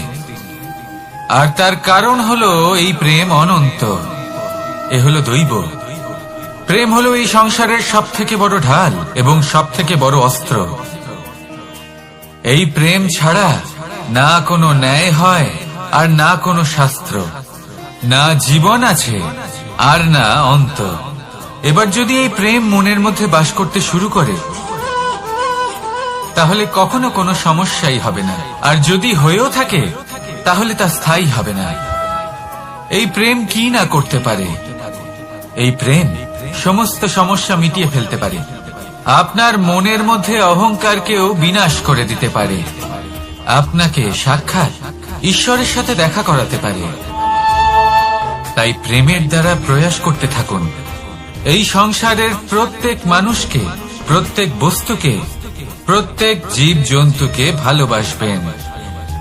আর এই প্রেমের দ্বারাই বলুন, রাধা রাধা। প্রশান্তি জড়িত নিদ্রা মানুষের জীবনের একটা অত্যন্ত গুরুত্বপূর্ণ সুখ এবং প্রয়োজনীয়তাও। দেখতে গেলে এই সংসারের প্রত্যেক পশু পাখি, প্রত্যেক জীব অবশ্যই নিদ্রা প্রাপ্ত করেন, কিন্তু মানুষ, যার মধ্যে বিচার বিবেচনা করার শক্তি অন্যদের থেকে অনেক বেশি, তার কিন্তু ঘুমের কিছু সমস্যা অবশ্যই হয়। কি বলেন? তাই তো। এবার এর কারণ কি? চিন্তা। এবার চিন্তা আমাদের সবার জীবনে আছে। আমরা সকলে জানি যে চিন্তা কখনো আমাদের সাহায্য করে না, তাও আমাদের জীবনে আছে। কেন? চিন্তার মাধ্যমে কি কখনো কোনো সমস্যার সমাধান হয়েছে? অর্থের চিন্তা করলে কি অর্থ লাভ হয়? ভবিষ্যতের চিন্তা করলে কি ভবিষ্যৎ ঠিক হয়ে যায়? স্বাস্থ্যের চিন্তা করলে কি স্বাস্থ্য নিজে থেকেই ঠিক হয়? হয় না। তাহলে এই সব কিছু থেকে আমাদের একটা ছোট্ট শিক্ষা অবশ্যই লাভ করা উচিত। আপনিও আপনার কাঁধ থেকে চিন্তার এই বোঝা নামিয়ে ফেলুন। আর ইচ্ছে, এই সব ইচ্ছে একত্রিত হয়ে আমাদের মনে চিন্তা উৎপন্ন করে। তাই এই চিন্তাগুলিকে ত্যাগ করুন, প্রকৃতির প্রেমের উপর বিশ্বাস রাখুন। মনে রাখবেন, যিনি চিন্তা মুক্ত হবেন তিনি চিতা মুক্ত হবেন। সুখের নিদ্রা প্রাপ্ত করুন, আর নিদ্রায় যাবার আগে আমার সাথে ভালোবেসে বলুন, রাধা রাধা। মহাদেব সেই দেবতা যিনি মহান, যাকে দেবতাদের দেবতা বলা হয়, যিনি হলেন আমার আরাধ্য। কখনো আপনার মনে এই প্রশ্ন এসেছে যে শিবকেই কেন মহাদেব বলা হয়, অন্য কোনো দেবতাকে কেন বলা হয় না? সেই কারণে, কারণ মহাদেবের মধ্যে, ওনার মধ্যে এমন এক বিশেষ গুণ রয়েছে যা অন্য কারণ নেই। তা হলো নিঃস্বার্থ হয়ে মানুষের সেবা করা। যদি প্রয়োজন পড়ে, যদি সৃষ্টির পথে বিনাশের কালো মেঘ ছেয়ে থাকে, তখন নিজের প্রাণের চিন্তা না করে হলাহল পান করার জন্য প্রস্তুত থাকেন মহাদেব। আর এই অদ্বিতীয় ত্যাগের জন্যই শিবকে মহাদেব বলে ডাকা হয়। এবার যদি কোনো মানুষও নিঃস্বার্থ ভাবনার দ্বারা নিজেকে অর্পণ করে দেয় এই জগতের কল্যাণের জন্য, মানুষের সেবার জন্য, তাহলে তিনিও মহাপুরুষ মহামানব হতে পারেন। যদি কেউ অভুক্ত থাকেন তাহলে নিজের থালা থেকে অর্ধেক খাবার তাকে দিয়ে দিন। যদি কেউ অসুস্থ হন তাহলে তাকে সেবা করার, চিকিৎসা করার চেষ্টা করুন। এই জীবন শুধু নিজের জন্য নয়, অন্যদের প্রতি, সমস্ত সংসারের প্রতি উৎসর্গ করুন। যদি এইসব মানুষ শিখে যান তাহলে তিনি মহাদেবের পথে অগ্রসর হতে পারেন। যদি মানুষ নিঃস্বার্থ ভাবনার দ্বারা এই সংসারের সেবা করতে শিখে যান তাহলে তিনি নিশ্চিত রূপে মহামানব অবশ্যই হতে পারবেন। আসুন আমার সাথে ভালোবেসে বলুন, রাধা রাধা। স্বর্ণ, হিরে, মুক্ত, মানিক, এই সব কিছুকে আগে পাথর বলা হতো। তাহলে এমন কি হলো যে এদের রত্ন বলা হয়? আর রত্ন তা বাস্তবে আসলে কি? এটা হলো সেই পাথর যাকে আগে আগুনের তাপ সহ্য করতে হয়েছে, পরখ করা হয়েছে, যাচাই করা হয়েছে, এদের কাটার চেষ্টা করা হয়েছে, কিন্তু তারা কখনোই নষ্ট হয়নি, বরং তারা আরো উদ্ভাসিত হয়েছে, আরো উজ্জ্বল হয়েছে, এই সংসারে আরো প্রকাশ ছড়িয়ে দিয়েছে। সেই জন্য এরা হলো এত অমূল্য, সেই জন্য এরা হলো বহুমূল্য, সেই জন্য এদের রত্ন বলা হয়। এবার মানুষের কাছেও এই নির্বাচনের অধিকার রয়েছে যে আমরা শুধু পাথর হয়ে থাকব নাকি রত্ন হয়ে থাকব। কিভাবে? আমাদের জীবনেও অনেক সমস্যা রয়েছে, বাধা আছে, বিপত্তি আছে। আমরা সেই বাধার তাপে উত্তপ্ত হই, এই সমস্যা আমাদের কাটার চেষ্টা করে। অনেক মানুষ বিভিন্ন পরিস্থিতি আমাদের ভাঙার চেষ্টা করে, কিন্তু আমাদের নষ্ট হলে চলবে না। যেভাবে এই রত্ন সমস্যার সম্মুখীন হয়ে পাথর থেকে রত্ন হয়েছে, সেইভাবেই আমাদেরও আমাদের সমস্যার সম্মুখীন হয়ে রত্ন হয়ে উঠতে হবে, এই সংসারে প্রকাশের স্রোত হয়ে উঠতে হবে। তাহলে এটাই করুন আর আমার সাথে ভালোবেসে বলুন, রাধা রাধা। সংসারে সব থেকে বড় শক্তি আসলে কি? কেউ বলবেন শারীরিক শক্তি, কেউ বলবেন অস্ত্রের শক্তি, কেউ বলবেন জ্ঞানের শক্তি। ঠিক আছে, কিন্তু যদি আমি বলি সংসারের সব থেকে বড় শক্তি হলো শক্তি কোনো এক তথ্যের, আগে হ্যাঁ, তথ্য। এই তথ্য নিজেই কিন্তু খুব শক্তিশালী, অত্যন্ত শক্তিশালী অস্ত্র হলো এই তথ্য। আর সত্যি বলতে অনুচিত তথ্যের থেকে অনেক বেশি ঘাতক হলো অসম্পূর্ণ তথ্য। যেরকম আজ শাম্ব রুক্মির সাথে করেছে, ওকে অসম্পূর্ণ তথ্য দিয়েছে, তার ফলে বিনাশ হলো। যদি এইভাবেই আপনার কাছেও কোনো অসম্পূর্ণ তথ্য আসে, আর যদি আপনি তা পরখ না করে দেখেন, যাচাই না করে দেখেন, আর নিজের কর্ম করেন, তাহলে উত্থানের বদলে আপনি পতনের সম্মুখীন হবেন, বিকাশের বদলে আপনার বিনাশ হয়ে যাবে। মনে রাখবেন একটা অত্যন্ত গুরুত্বপূর্ণ কথা, সঠিক তথ্য পাওয়া সঠিক তথ্য দেওয়ার থেকে অনেক বেশি গুরুত্বপূর্ণ। আশা করি এই কথা আপনি বুঝেছেন। জীবনে যখনই কোনো তথ্য আপনি পাবেন, সেই বিষয়ে ভেবে দেখুন, পরখ করে দেখুন, যাচাই করুন, তারপর নিজের কর্ম করুন। আর আমার সাথে ভালোবেসে বলুন, রাধা রাধা। ধর্ম এবং প্রেম, এই দুই হলো একই মুদ্রার দুই পিঠ। যদি এদের মধ্যে কোনোটা নষ্ট হয়ে যায় তাহলে দ্বিতীয়টাও থাকে না। কখনো ভেবেছেন এমন কেন হয়? তার জন্য আগে আপনাকে বুঝতে হবে যে ধর্ম আসলে কি। ধর্ম সেটাই যা এই সংসারের প্রত্যেক মানুষকে একে অপরের সাথে সুখ এবং শান্তিতে থাকতে প্রেরণা যোগায়। এই প্রেরণার আধার হলো প্রেম। প্রেম সেটাই যা আপনার মধ্যে অন্য কারোর প্রতি করুণাবোধ জাগিয়ে তোলে, সম্মান জাগিয়ে তোলে।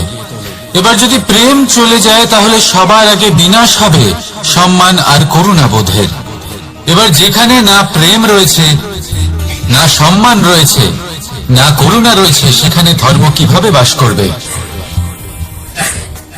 অশুভ ইচ্ছে জাগ্রত হয়ে ওঠে, ক্রোধ জাগ্রত হয়ে ওঠে, অহংকার জাগ্রত হয়ে ওঠে, আর তারপর আরম্ভ হয় অধর্মের। তাই যা যা ভাবনা আপনার অন্তরে প্রবেশ করছে করতে দিন, কিন্তু যাই হোক না কেন এই প্রেমকে নিজের থেকে দূরে যেতে দেবেন না। এই প্রেমকে চিরকাল নিজের কাছে রাখুন, নিজের হৃদয়। আর এই প্রেম ভাব নিয়ে বলুন, রাধা রাধা। মানুষের জীবনে উন্নতি লাভ করার জন্য 3টি স্তম্ভের প্রয়োজন হয়। প্রথম স্তম্ভ শিক্ষা। এই শিক্ষা আমাদের জ্ঞান প্রদান করে। দ্বিতীয় স্তম্ভ ব্যবসা, যার দ্বারা আমরা ধন উপার্জন করি। তৃতীয় স্তম্ভ হলো আমাদের ঈশ্বর, আমাদের ইষ্ট। এনার সাথে যদি আমরা জুড়ে থাকতে পারি, তাহলে এমন একটা মানসিক বল আপনি লাভ করবেন যেটা এই সংসারে আর কোথাও পাওয়া সম্ভব নয়। কিন্তু মানুষ অনেক সময় জীবনে এই 3টি স্তম্ভ লাভ করা সত্ত্বেও সামনে অগ্রসর হতে পারেন না। তখনও জীবনে কঠিন পরিস্থিতি আসতেই থাকে। এমনটা ঠিক কেন হয়? কারণ সে জীবনে এই 3টি স্তম্ভ লাভ করে নেয়, জীবনে প্রয়োগও করে, কিন্তু তার ভিতের কথা সে ভুলেই যায়। যেমন প্রথম স্তম্ভ অর্থাৎ শিক্ষা। এই শিক্ষার আধার হলো শুভ চেতনা। যদি অন্তরে শুভ চেতনা না থাকে, তাহলে এই শিক্ষার কোনো গুরুত্ব থাকে না। দ্বিতীয় স্তম্ভ ব্যবসা। পরিশ্রম করে উপার্জন করতে হবে, এই কথাটা আমরা সবাই জানি এবং সবাই চেষ্টাও করি। কিন্তু ব্যবসা করতে করতে আমরা এটা ভুলে যাই আমাদের ব্যবহার কেমন হয়ে পড়েছে। এই ব্যবহার যদি শুভ হয়, তাহলে আমাদের উপার্জন আস্তে আস্তে একটা স্থির জায়গায় এসে পৌঁছবে। এবং তৃতীয় স্তম্ভ আমাদের ভগবান। যদি ওনার স্মরণে আপনি যেতে চান, তাহলে তার পূর্বে নিজের মা বাবাকে সেবা করুন, তাদের যত্ন করুন, তাদেরকে ভালোবাসুন, কারণ ওনারাই হলেন এই সংসারে আপনার সব থেকে বড় ইষ্ট। তাহলে 3 স্তম্ভের সাথে সাথে তাদের আধারকেও নিজের জীবনে প্রাধান্য দিন। কোনো সমস্যা আসবে না, জীবনে একের পর এক উন্নতি করবেন এবং এই মন প্রসন্ন হয়ে বলবে, রাধা রাধা। সুখ, দুঃখ এবং শক্তি, এই 3 হলো এই সংসারের ত্রিদেবের মতো। আমাদের জীবনে যা কিছু ঘটছে এই 3টির ভিত্তির উপরেই হচ্ছে। আসলে এই সংসারের একটা নিয়ম আছে। যখনই আপনি কিছু লাভ করেন, এই সংসার আপনার পরীক্ষা নেয়।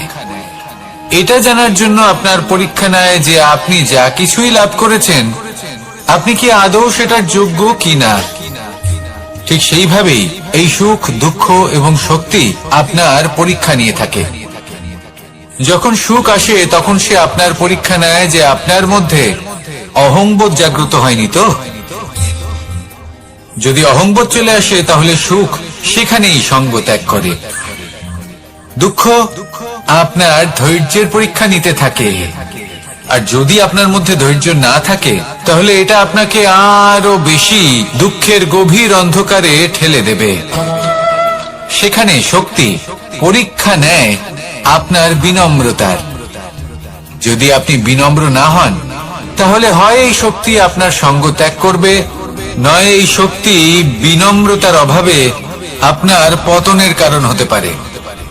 এই সংসারে যে কোনো ব্যক্তি যিনি এই পরীক্ষায় উত্তীর্ণ হয়ে থাকেন, এই জীবনে তিনি সাফল্য লাভ করেন। আসুন আমার সাথে ভালোবেসে বলুন, রাধা রাধা। ভয়ের সাথে আমরা সবাই পরিচিত, কষ্ট আমরা সবাই পেয়েছি। কখনো কখনো আমরা অসুস্থ হয়ে পড়ি, আর এমন সময় হলে মাতার মমতা, কখনো বাবার স্নেহ, কখনো বন্ধুদের পাশে থাকার অনুভূতি আমাদের রোগ নিরাময়ে সাহায্য করে। কখনো যদি আমরা নিরাশ হয়ে পড়ি, তখন যদি আমাদের কোনো আপনজন আমাদের দুটো ভালো কথা বলে, তখন আমাদের মনোবল বেড়ে যায়। ঠিক তেমন সংসারের এই রঙ্গমঞ্চে যদি আপনি পীড়িত অনুভব করেন, কিছু শুভ কথা আলোচনা করুন, কিছু স্তুতি গান করুন, কিছু মুহূর্তের জন্য হলেও নিজের ইষ্টদেবের কথা স্মরণ করুন আর প্রার্থনা করুন। সাহস বাড়বে, শক্তিও বৃদ্ধি পাবে এবং সামনে এগিয়ে চলার পথও দেখতে পাবেন। তখন এই মন প্রসন্ন হয়ে বলবে, রাধা রাধা। এই সংসারে কখনো কোনো ব্যক্তিকে তার বাইরের পোশাক দেখে বিচার করার চেষ্টা করবেন না। এটা খুব বড় ভুল করবেন। যেমন আমরা জীবনে অনেক সময় এমন করি, ধরুন কোথাও একটা গাছ দেখলাম, খুব বিশাল আকারের একটা গাছ, যেটা মাটির থেকে অনেক উঁচুতে পৌঁছে গেছে, যার বিশাল শাখা আছে। সেগুলো দেখে আমরা ভাবি যে এই গাছে হয়তো কত সুস্বাদু ফল আছে। আমরা সেই গাছের পরিচর্যা করতে থাকি। আবার অন্যদিকে হলো একটি তৃণ, যেটা মাটি থেকে কিছুটা উঁচুতে পৌঁছেছে, কিন্তু সেই তৃণর নিচে, মাটির নিচে অত্যন্ত সুস্বাদু ফল বা সবজি জন্ম নেয়, যা আমাদের স্বাস্থ্যের পক্ষে অত্যন্ত উপকারী। সেই জন্য কখনো আবরণ দেখে কাউকে বিচার করতে চেষ্টা করবেন না। তার বদলে এটা বোঝার চেষ্টা করুন যে আপনার সামনে যে ব্যক্তি আছে বা বস্তু আছে, তার বিশেষত্ব কি। যদি এই বিশেষত্ব বোঝার ক্ষমতা আপনি অর্জন করেন, যদি এই শিল্প আপনি নিজের ভেতরে জাগ্রত করেন, তাহলে এই সংসারে বিশেষত্ব কি সেটা আপনি জানতে পারবেন। আর এই সমস্ত খেলা দৃষ্টি থেকে নয়, দৃষ্টিভঙ্গি থেকে জন্ম নেয়। দৃষ্টিভঙ্গি সবসময় শুভ রাখুন, আর আমার সাথে ভালোবেসে বলুন, রাধা রাধা। লোকে বলে মানুষ নিজের ভবিষ্যৎ জন্ম থেকেই লিখিয়ে আনে, অর্থাৎ এখানে এই কপালে। ভাগ্য দেবতা আমাদের সমস্ত উত্থান, সমস্ত পতনের হিসেব সবটা লিখে দেন। কিন্তু কপালে কেন, পায়ে নয় কেন? যদি পায়ে লেখা হয় তাহলে আমরা পড়তে পারবো, যদি কপালে লেখা হয় আমরা ছাড়া বাকি সবাই পড়তে পারবে। এবারে আমাদের কপাল এখানে তাই প্রতিফলিত হয় যা আমাদের মস্তিষ্কে আছে, আর মস্তিষ্কে থাকে আমাদের ভাবনা। তাই এই ভাবনার ধনাত্মক হওয়া অত্যন্ত জরুরি। এতে বিকাশের জন্য স্থান রাখুন, এতে সবাইকে একসাথে নিয়ে চলার ভাবনা রাখুন। আর বিশ্বাস করুন, আপনার মস্তিষ্কের এই ভাবনা সাফল্য রূপে আপনার কপালে অবশ্যই লিখিত হবে, কারণ আপনার ভাবনাই সত্য হয়ে আপনার জীবনে আসে। রাধা রাধা। সময় বড়ই অদ্ভুত, এই সময়, তাই না? দেখতে গেলে এটা একটা অনুভূতি, একটা সংখ্যা, একটা বিষয়। এবারে দেখুন না, সূর্যোদয় সকলের একসাথেই হয়, তাই তো? কারোর আগে কারোর পরে এমন তো হয় না, সবার একসাথেই হয়। আবার সূর্যাস্ত সকলের একসাথেই হয়। এবারে ভাবুন, এই সময় প্রত্যেকের জন্য আলাদা আলাদা। কারোর জন্য এই সময় ভালো, আবার কারোর জন্য এই সময়ই খারাপ। এক্ষুনি এই মুহূর্তে কারোর মুখে সফলতার আলো রয়েছে, আবার কারোর মুখে অসফলতার নিরাশা। এটা কেন? কেন এই সময় কারোর জন্য শ্রেষ্ঠ, আবার কেন তা কাউকে নিরাশ করে? এটার উত্তর হলো আপনার চিন্তা, আপনার কর্ম। যেমন আপনার চিন্তাধারা, তেমন আপনার কর্ম, আর তেমনই হবে আপনার এই সময়। আপনি জীবনে সুখ তখনই পাবেন যখন আপনি কারোর মুখে আশার আলো এনে দেবেন। আপনি আনন্দ তখনই পাবেন যখন আপনি কাউকে খুশি করবেন। হ্যাঁ, এটা ঠিক যে কাউকে খুশি করা সব সময় আপনার হাতে নেই, কিন্তু আপনার হাতে এটা অবশ্যই আছে যে আপনি কাউকে দুঃখ না দেন, কাউকে নিরাশ না করেন। আর কোনো ব্যক্তিকে দুঃখ না দেওয়ার এই চেষ্টাও আপনার কর্মই বটে। আর এই শুভ কর্মের ফল আপনাকে প্রকৃতি অবশ্যই দেবে। তাই মনে রাখবেন, ভালো সময় তারই আসে যে কখনো কারোর খারাপ চায় না। রাধা রাধা। লোকে আমাকে সবসময় জিজ্ঞেস করে যে কানাই, এখন তুমি বড় হয়ে গেছো, এই বাচ্চাদের সাথে থেকে তুমি সবসময় দুষ্টুমি করো কেন? তুমি বড় হয়ে গেছো, বড়দের মতো থাকো। বেশিরভাগ লোকে এটা বুঝতে পারে না, ভাবে উনি তো ভগবান, ভগবানের মতো গম্ভীর নয় কেন? এবারে আমি কি করে বোঝাবো সবাইকে যে আমার ভগবান হওয়ার পিছনে যে সবচেয়ে বড় রহস্য, তা হলো এই বাচ্চারাই। আমার শক্তি কোথা থেকে আসে? সমস্ত সমস্যার সমাধান করার শক্তি এই বাচ্চাদের থেকেই তো আসে। জীবনে বাঁচার শক্তি, সংসারকে প্রেম শেখাবার শক্তি এই বাচ্চাদের থেকেই আসে। কারণ বাচ্চাদের থেকে বড় কোনো ভগবান হয় না। এবারে দেখুন না, পুরাণ আর বেদের কোনো জ্ঞান নেই ওদের, কিন্তু খুব ভালোভাবেই জানেন যে একজন উদাস ব্যক্তির মন কি করে ভোলানো যায়, কি করে তাকে আনন্দ দেওয়া যায়। আর এই এক বিশাল ব্যাপার। কোনো ন্যায়, কোনো নীতির জ্ঞান নেই ওদের, কোনো ভেদাভেদ করতে জানে না। কিন্তু এটা অবশ্যই জানে একজন একা অজানা ব্যক্তিকে নিজের দলের সদস্য কি করে বানাতে হয়, কি করে তাকে আপন করতে হয়। আর এই এক বড় ব্যাপার। এই বাচ্চাদের থেকে অনেক কিছু শেখার আছে। তাই আপনারাও নিজেদের জীবনে গম্ভীর হওয়ার চেষ্টা কখনোই করবেন না। আর যদি করেন তাহলে এই সংসার খুবই নিরস লাগবে আপনার। আপনিও বাচ্চাদের মতো নিষ্পাপ থাকুন আর নিজেকে আনন্দে রাখুন। লাভ আর ক্ষতির ঊর্ধ্বে গিয়ে সম্পর্ককে দেখুন। জ্ঞান অর্জন করার পরিবর্তে ভালোবেসে সম্পর্ক পালন করুন। আপনি নিজেই বুঝে যাবেন যে এই সংসার কতটা সুন্দর। রাধা রাধা। মানুষ জন্ম নেয়, আর জন্ম নিলেই তার জীবনযাত্রা শুরু হয়ে যায়। তারপর সে পরিশ্রম করে, লড়াই করে, আর সে তার ফল অবশ্যই পায়। সেই নিজের জীবনযাত্রা নিজেই সাজায়। তার জীবনে ভয় ততক্ষণ প্রবেশ করে না যতক্ষণ না সে জীবনে কিছু অর্জন করে। একবার সে কিছু পেয়ে গেলে তারপরে সেটা হারিয়ে যাওয়ার ভয় মনের মধ্যে জন্ম নেয়। তারপর সে ভাগ্য, জ্যোতিষ, ভবিষ্যৎ এইসব দেখতে ব্যস্ত হয়ে পড়ে। আমি আপনাকে একটা প্রশ্ন করছি, আপনি যখন এই সংসারে এসেছিলেন কি নিয়ে এসেছিলেন যে আপনি হারাবেন? কিছুই না। আপনার বশে আপনার জীবনের সেই মুহূর্তই আছে যা আপনার হাতে আছে, অন্য কিছুই নয়। আপনার হাতে আছে আপনার কর্ম।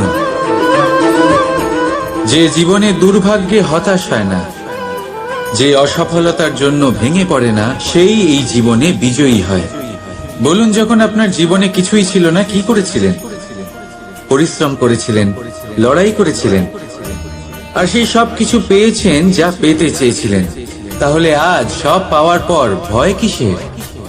সেই সব জিনিস কি আপনাকে পরিশ্রম করার থেকে আটকায়? না। সেই জন্য নিজের হাতের রেখায় কখনো নিজের পথ খুঁজবেন না। কারণ এই সংসারে যাদের হাতই নেই তারাও নিশ্চিতভাবে তাদের নিজের পথ নিজেই বানিয়ে নেয়। তাহলে আপনার কি নিয়ে চিন্তা? রাধা রাধা।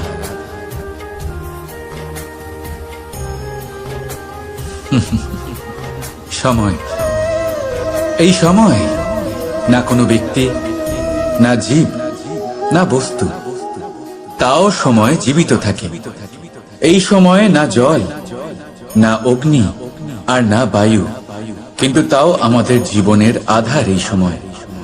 দেখতে গেলে মানুষ এই সময়ের হাতের খেলনা। কখনো আমাদের সময় ভালো হয়, আবার কখনো খারাপ। কেউ সময় আসার প্রতীক্ষা করে, আবার কেউ সময় যাওয়ার প্রতীক্ষা করে। কিন্তু এই সময় কারোর হাতে ধরা দেয় না। এই সময় যা কেউ দেখতে পায় না, এটা সবাইকে সবকিছু দেখিয়ে যায়। দেখিয়ে যায় যে আপনকে আর পরকে, আমাদের শুভাকাঙ্ক্ষীকে আর ক্ষতিকে চায়, আমাদের মিত্রকে আর আমাদের শত্রুকে। এই সময় আপনাকে দেখায় যে আপনি কতটা শক্তিশালী। সেই সময় আপনাকে দেখিয়ে যাবে আপনি কতটা দুর্বল। এই সময় সব কিছু দেখিয়ে যায়। তাই এই সময় যা এতটা শক্তিশালী, তা আমরা নষ্ট কেন করি? ভেবে দেখুন। এবারে উঠুন আর এই সময়ের সম্পূর্ণ ব্যবহার করুন, এই সময়ের সদ্ব্যবহার করুন, কারণ এই সময়কে ব্যবহার করাটাই আপনার হাতে রয়েছে, আর কিচ্ছু না। আর এই সময় একবার বয়ে গেলে তখন যাই করুন না কেন কখনো ফেরত আসবে না। সময়ের সদ্ব্যবহার করুন আর সবার মধ্যে আনন্দ ছড়ান। আর আসুন আমার সাথে ভালোবেসে বলুন, রাধা রাধা। আমরা সবাই জীবনে সফল হতে চাই, তাই না? প্রত্যেকের জীবনে ব্যক্তিগত একটা লক্ষ্য আছে, আর প্রত্যেকের জীবনে তাদের লক্ষ্যে পৌঁছানোর আলাদা আলাদা যাত্রা আছে। এবার এই যাত্রায় অগ্রসর হওয়ার জন্য পথের দরকার। পথ, এই পথ, এটা অত্যন্ত গুরুত্বপূর্ণ, আর মানুষ এটাই বুঝে উঠতে পারেন না। অধিকাংশ মানুষ তাদের গোটা জীবন কাটিয়ে দেন এই পথ খুঁজতে গিয়ে, আর অধিকাংশ মানুষ জীবন কাটিয়ে দেন তাদের এই পথ বদলাতে গিয়ে। কিন্তু এভাবে সাফল্য অর্জন করা যায় না। এবারে আপনারা জিজ্ঞেস করবেন কি করে সাফল্য লাভ করবেন? এই সফলতা তিনি অর্জন করেন যে তার পথ নিজেই তৈরি করেন। দেখুন, যত শক্তি আর যত সময় আপনি পথ খুঁজতে আর বদলাতে গিয়ে নষ্ট করবেন, তার থেকে কম সময় এবং শক্তির দ্বারা আপনি নিজের পথ নিজেই বানাতে পারবেন, নিজের লক্ষ্যে পৌঁছতে পারবেন। সেই জন্য বারবার আপনার পথ বদলাবেন না, খোঁজাখুঁজি করবেন না। নিজের এই যাত্রায় নিজের পথ নিজেই তৈরি করুন, আর যত তাড়াতাড়ি সম্ভব নিজের লক্ষ্যে পৌঁছে যান। রাধা রাধা। আপনি ওই কথাটা নিশ্চয়ই শুনেছেন, যখন ভগবান একটা দরজা বন্ধ করেন তখন অন্যদিকে অনেক দরজা খুলে দেন। এবার এই দরজা, এই সমস্ত পথ আমরা দেখতে পাই না, অনেক সময় আমরা বুঝতে পারি না, হারিয়ে যায় সব। কখনো কখনো মনে হয় যে এই কথাটাই মিথ্যে, কিন্তু আসলে তা তো নয়। তাহলে হারিয়ে যায় কেন? কারণ আমরা সময় নষ্ট করি এই দরজার দিকে তাকিয়ে থেকে, ভাবি এই বুঝি দরজা খুলবে, এবার দরজা খুলবে। অপেক্ষা করতে করতে আমরা অনেক সময় নষ্ট করে ফেলি। এত সময় নষ্ট করি যে আমরা দেখতে পাই না, খুঁজে পাই না সেই সমস্ত দরজা আর পথ যা আমাদের জন্য খোলা রয়েছে। যদি খুঁজেই না পাই তাহলে তা ব্যবহার করব কি করে? মনে রাখুন, ভগবান সব সময় আমাদের সাথে রয়েছেন, আমাদের সাহায্য করছেন। এই পথ সব সময় আছে, সর্বত্র আছে। দরকার রয়েছে শুধুমাত্র দৃষ্টির, দৃষ্টিভঙ্গি এবং ভাবনার। এই দৃষ্টিকে বিস্তৃত করুন, এই দৃষ্টিভঙ্গিকে ধনাত্মক করে তুলুন, আর এই ভাবনা, এর সীমা একটু বাড়িয়ে তুলুন। তারপর দেখবেন সব খুঁজে পাবেন। আসলে কি, এই যে ঈশ্বর, এই যে পরমাত্মা, তা আমাদের সাথে রয়েছে, আমাদের মনের মধ্যে রয়েছে।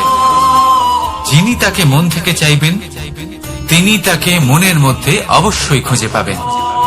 যদি উনি মন থেকে চান পথ খুঁজে পেতে, তাহলে তিনি অবশ্যই পথ খুঁজে পাবেন। তাহলে আসুন আমার সাথে ভালোবেসে বলুন, রাধা রাধা। ধর্ম,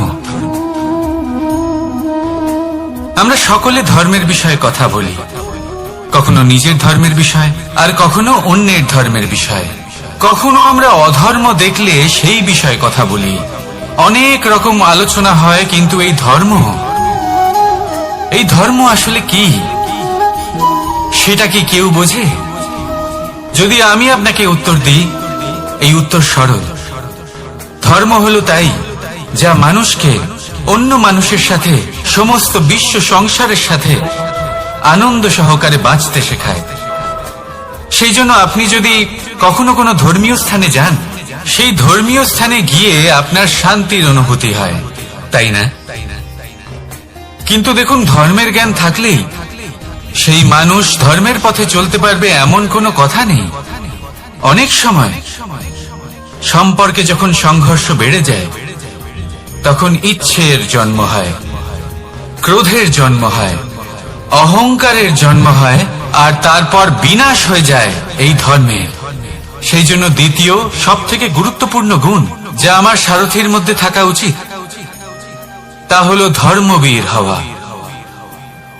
এবার দেখতে হবে সেটা এই যে কে হবে সেই ব্যক্তি যিনি এই স্বয়ম্বরে নিজের ধর্মে অটল থাকবেন।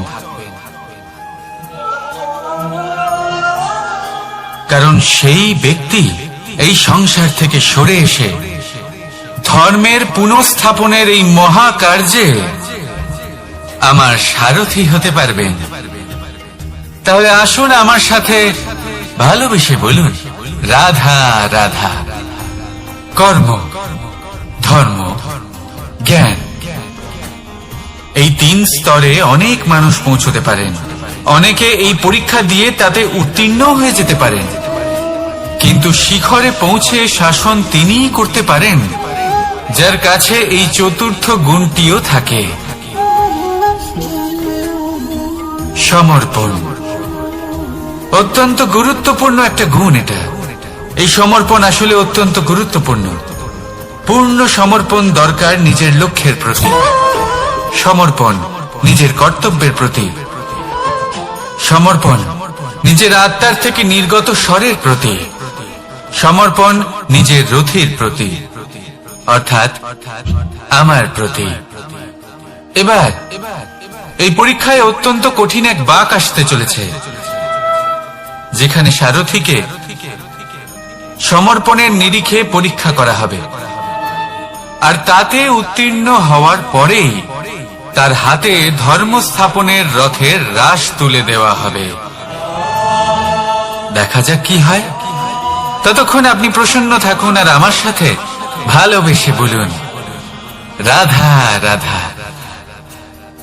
যখন একজন ভক্ত এবং তার ভগবান এক আকার ধারণ করেন, যখন একজন ভক্ত নিজের ভগবানের প্রতি, নিজের জীবনের লক্ষ্যের প্রতি সম্পূর্ণরূপে সমর্পিত হয়ে যান, তখন জন্মগ্রহণ করে ভক্তি। আর তখন সংসারের সমস্ত আশা তিনি ত্যাগ করতে পারেন। সমস্ত আশা শেষ হতে পারে, কিন্তু মানুষের সঙ্গ ভক্তি কখনো ত্যাগ করে না। যখন ভক্ত ও ভগবান এক আকার ধারণ করেন, এক হয়ে যান, তখন রথী এবং সারথীর মধ্যে কোনো পার্থক্য থাকে না। তারাও এক হয়ে যান। একটাই ব্যক্তিত্ব, একটাই অস্তিত্ব। আর সেই জন্যই কখনো কখনো রথীর আদেশ ছাড়াই সারথী রথ চালিয়ে দেন, আবার কখনো সারথীর পরামর্শ ছাড়াই রথী আক্রমণ করে ফেলেন। এ তো শুধুমাত্র আরো একটা গুণ সেই সারথীর মধ্যে যিনি ধর্ম স্থাপনার মহান কাজে আমার সারথী হতে চলেছেন। তাহলে আসুন আমার সাথে ভালোবেসে বলুন, রাধা রাধা। ভাগ করে নেওয়া বা বন্টন করা প্রত্যেক মানুষের জীবনে অবশ্যই হয়ে থাকে, আর অনেক সময় এটা জীবনে অতি আবশ্যক হয়ে পড়ে। কিন্তু ভাগ করার মনোকামনা তার থেকেও বেশি গুরুত্বপূর্ণ হলো যে কোন ঘটনার আধারে এই বাটোয়ারা হলো। অনেক সময় এই বাটোয়ারা হলো শান্তির প্রতীক, আবার অনেক সময় এই বাটোয়ারা বিপ্লব ঘটাতে পারে, এমন এক বিপ্লব যা মহাযুদ্ধ ঘটিয়ে দিতে পারে। দেখুন, বাটোয়ারা সম্পত্তির হোক বা হোক ভিক্ষার, শিক্ষা কিন্তু একটাই। জীবনে অনেক সময় বাটোয়ারা দরকার হতে পারে, কিন্তু যতদূর সম্ভব তা এড়িয়ে চলুন, একসাথে মিলে এগিয়ে চলুন। কারণ দেখুন, এই যে বাটোয়ারা ভাগ করে দেয়, আর সেখানেই একতা আপনাকে অগ্রসর করে। তাহলে আপনিও এটাই করুন, একসাথে মিলে সামনে এগোন, আর আমার সাথে ভালোবেসে বলুন, রাধা রাধা। আত্মীয় স্বজন কারা হন? তারাই যারা সুখে দুঃখে পাশে থাকেন, তারা যারা বিপদের সময় আপনার পাশে এসে দাঁড়ান। এবার দেখুন, একটা প্রশ্ন করব আপনাদের, সব থেকে ঘনিষ্ঠ, আবশ্যক এবং গুরুত্বপূর্ণ আত্মীয় কারা, বিশেষ করে বিপদের সময়? কেউ বলবেন মাতা, কেউ বলবেন পিতা, কেউ বলবেন ভাই বোন, ইত্যাদি ইত্যাদি। এবার ভাবুন আপনি বড় হয়ে গেছেন, আপনি বাড়ি থেকে দূরে চলে গেছেন। পেট ভরানোর জন্য আপনাকে প্রত্যেকদিন চেষ্টা করতে হয়। এমন সময় যদি আপনার জীবনে বিপদ এসে পড়ে, তাহলে কখন আপনার খবর ওনাদের কাছে পৌঁছবে? কতক্ষণে ওনারা সাহায্য করতে আসতে পারবেন? এরকম এক সময় সব থেকে গুরুত্বপূর্ণ আত্মীয় হন আপনার প্রতিবেশী, কারণ তারাই সেই মুহূর্তে আপনার সব থেকে কাছে। আপনি কখনো পরীক্ষা করে দেখবেন, আপনার তার সাথে লক্ষ্য মতভেদ থাকলেও প্রতিবেশীকে কষ্টের মধ্যে দেখে সবার আগে সাহায্য করতে তারাই এগিয়ে আসেন। তাই প্রতিবেশীর সাথে সম্পর্ক ভালো রাখুন, শুধুমাত্র স্বার্থের জন্য নয়। এটা হলো শান্তিরও আধার। যদি এই সম্পর্ক ভালো থাকে, তাহলে না কথায় কথায় বিবাদ হবে, না মতান্তর। আর এই সুখী সম্পর্কের ছায়ায় মন প্রসন্ন হয়ে বলবে, রাধা রাধা। কখনো ভেবে দেখেছেন মানুষকেই এই সংসারে সর্বশ্রেষ্ঠ প্রাণী কেন বলা হয়? অন্য কোনো প্রাণীকে কেন নয়? শুধু কি এই জন্যই আমরা চিন্তা করতে পারি, আমাদের কাছে তীক্ষ্ণ বুদ্ধি রয়েছে, কোনো কিছু আবিষ্কার করতে পারি, সেই কারণেই? তা তো অন্য কোনো প্রাণীর কাছেও থাকতে পারে। এমন কিছু পশুও রয়েছে যাদের কাছে তীক্ষ্ণ বুদ্ধি আছে। তাহলে মানুষ কেন? কারণ মানুষের কাছে এমন কিছু রয়েছে যা অন্য প্রাণীর কাছে নেই। মানবতা। মানবতা যা সর্বপ্রথম এগিয়ে যেতে চাইলেও যদি পথে কেউ ধাক্কা খেয়ে পড়ে যায়, তাকে আগলে রাখতেও জানে। মনে রাখবেন, আপনার সব থেকে বড় পরিচয় আপনার নাম, আপনার সম্পত্তি বা আপনার ধর্মও নয়। আপনার সব থেকে বড় পরিচয় হল আপনার মানবতা। তাহলে সময় এলে পরে নিজের মানবতার পরিচয় দিন। অন্য মানুষকে সাহায্য করুন, অন্য প্রাণীকে সাহায্য করুন। একা একা পথ চলা হলো পশুদের প্রবৃত্তি। মানুষ হলেন তিনি যিনি অন্যের জন্য প্রাণও দিতে পারেন। মানুষ হলেন তিনি যিনি অন্য মানুষের প্রাণ বাঁচান। সেই মানবতাকে জাগিয়ে তুলুন আর এই জীবন বাঁচতে শুরু করুন। আর হ্যাঁ, আমার সাথে ভালোবেসে বলুন, রাধা রাধা। এই সংসারে মাতা পিতা তার সন্তানকে সব থেকে বড় উপহার কি দিতে পারে? বৈভব, সুযোগ সুবিধা, বাড়ি, নাকি আশেপাশের পরিবেশ? এই সংসারে মাতা পিতা তার সন্তানকে সব থেকে বড় উপহার শিক্ষা দিতে পারেন, কিন্তু তার জন্য সময়ের প্রয়োজন হয়। এবার এই সময় অত্যন্ত অদ্ভুত। সময়ের ধারণা সবার রয়েছে। কখনো কখনো কিছু কঠিন সময় বরদানের মতো আমাদের সম্মুখে আসে। এরকম কোন সমস্যার কথা যদি আমি বলি, যেমন যুদ্ধ, মহামারী, মহা অসুখ, এরকম সময় আমাদের কাছে যথেষ্ট সময় থাকে। এই সময় আমরা চিন্তা করি, ভয়ভীত হই, কে জানে কত সম্পত্তির ক্ষয়ক্ষতি হবে। এবার এই সময় কিভাবে কাটিয়ে ওঠা যায়? অশুভ চিন্তা তার মনের মধ্যে বাসা বাঁধে। সে বুঝতে পারে না সে কি করবে। আমি বলবো, চিন্তা ত্যাগ করুন, এই ভয়কে ত্যাগ করুন। আর মনে রাখুন একটা গুরুত্বপূর্ণ কথা, যে ঈশ্বর আপনাকে বরদান দিয়েছেন যাতে আপনি নিজের কর্তব্য পূর্ণ করতে পারেন। কর্তব্য, নিজের পরিবারকে সময় দেওয়া, নিজের সন্তানকে শিক্ষা দেওয়া।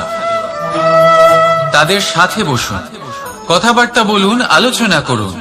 কিছু কথা তারা বলবে, কিছু আপনি বলবেন, কিছু আপনি শিখবেন, কিছু তারা শিখবে। তাদের সাথে খেলা করুন, তাদের সাথে পূর্বপুরুষের গল্প করুন। এইসব করলে তাতে না শুধু তাদের ভবিষ্যৎ উজ্জ্বল হবে, বরং আপনিও সন্তুষ্টি পাবেন। ভয়ভীত হবেন না।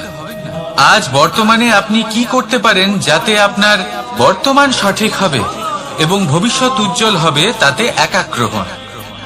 সবকিছু শুভ হবে। রাধা রাধা।